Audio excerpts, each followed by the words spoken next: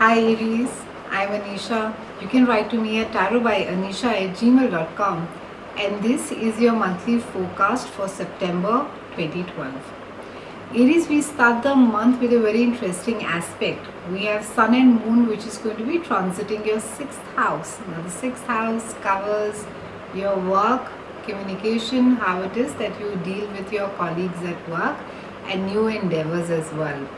This month, there is going to be a sense of empowerment, a sense of clarity around your work. It also seems to be a do or a die project for most of you. I think a lot of energy, a lot of focus, and a lot of drive is going to get put into this project, and it's going to be, a very very concentrated focus in trying to not just implement the project but also ensuring that it is a huge success. So the start of the month with the Sun and the Mercury being there, it's going to be lending you its entire support. On the third, however, we have your ruling planet Mars that also moves into a sector which has to do with earned income. And Mars is going to be coming and giving you its vigor, its zest, its energy, which may have been lacking, and also the ability to complete a lot of project areas. There's going to be a lot of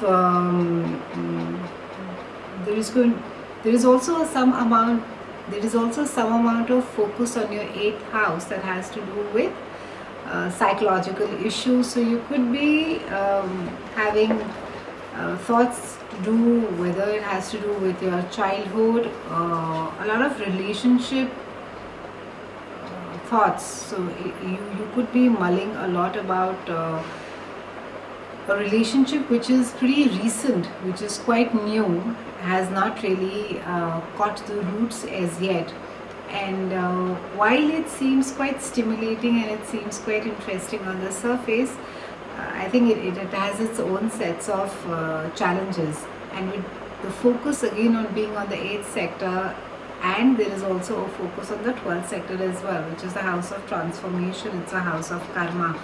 Be very careful, Aries, as to how it is that you approach this relationship, and also examine the cause as to what is it that is making you stick to this relationship. So it could be either whether it is stemming from a sense of loneliness,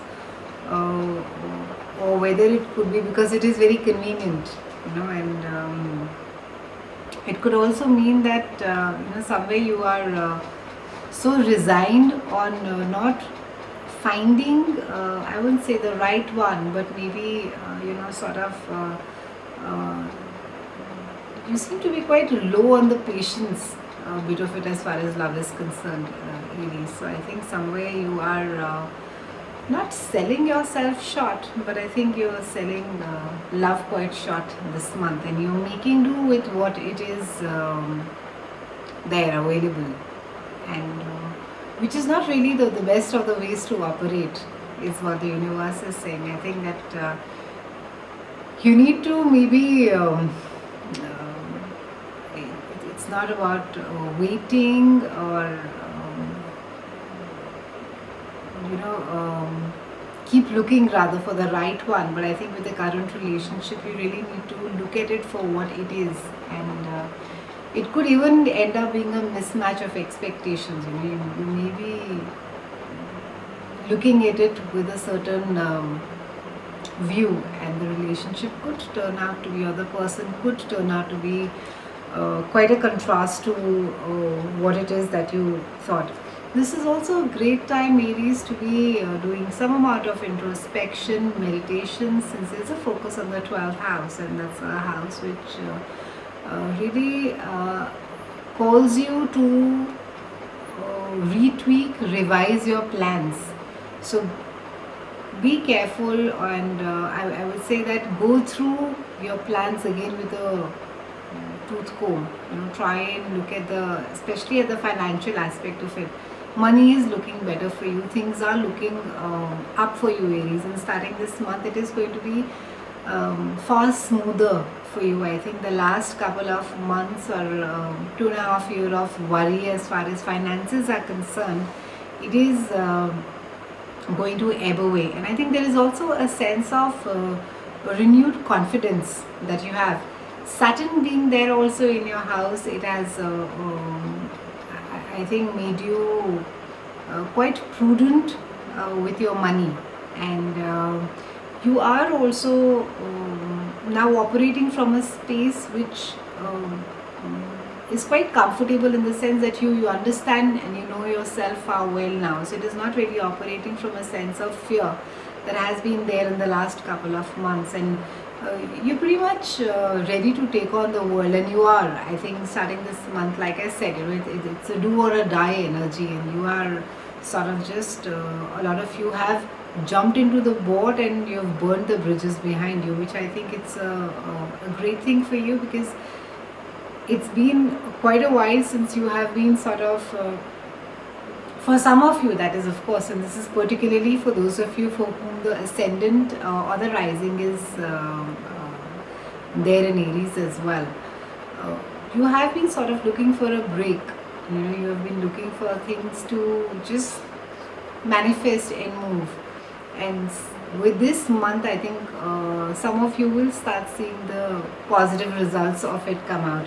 Mercury is going to be also very helpful this month. Mercury is going to be giving its entire support as far as communication is concerned. So you will be very effectively speaking, putting your ideas across to business partners.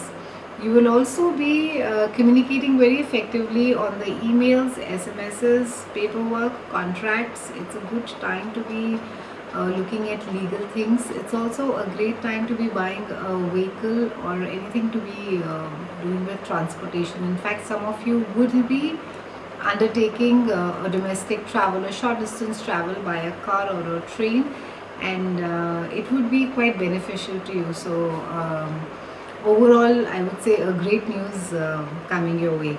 Venus, however, is squaring Mars, Aries, and that has to do with a house, that has to do with love and romance, it has to do with children, it focuses on relationships. Now the squaring aspect, really, there is a conjunct and there is a transit and there is a trine, and then we speak of in astrology of squaring, which is it's not such a great thing. Again, I would like to clarify, there are really no good things and no bad things in or planets in astrology. But when really a planet squares up, it is not really very happy to be in a certain position. So when Venus squares with Mars over here and it focuses on your 5th house, it could be a time where the relationships could be a tad restrictive, they could be a tad strained, and it's not a great time to be come on too strong to people. Aries, try not to be very demanding, try not to put people in a do or a die situation. Don't give ultimatums and don't operate, especially if it's a space of love that is there. And also when you're dealing with children, try not to put them in a space wherein that you're sort of pushing them against the wall. It could backfire. As far as your closest relationships are concerned, the universe is cautioning you to give your other half a lot of space, a lot of, I would say, time to think or to make up his or her own mind. Try not to descend too hard and try not to play manipulative games, as far as manipulative as well as, I would say, emotionally manipulative games with your partners. It also cautions you not to take risks or be involved in a risky behavior as far as romance is concerned. So again, to reiterate, a relationship may look at or a short-term relationship which has a short-term potential may look very exciting, may look very stimulating, but it's not really the best of the times to be involved in it, Aries. Overall, the month focus is on your career, it is on your work, it's on your earned sector. It's a great time to be putting in all your energies into your work and ensuring that your work or the projects get manifested. So have a great month, Aries. I'll see you again in October, and thank you so much for watching.